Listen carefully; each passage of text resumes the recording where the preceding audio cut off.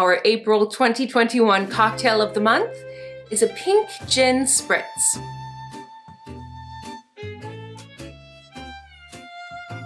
Our pink gin spritz is made with our gin of the month, QVT Dry Gin Edition CGC. We'll start with a wine glass full of ice. Then we'll add 25 ml of gin, followed by 25 ml of our pink gin spritz cocktail syrup.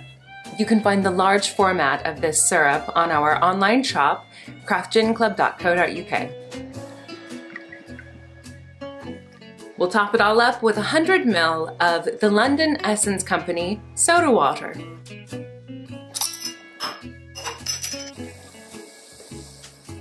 Then we'll give it a gentle stir.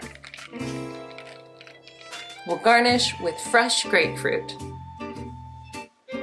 Cheers!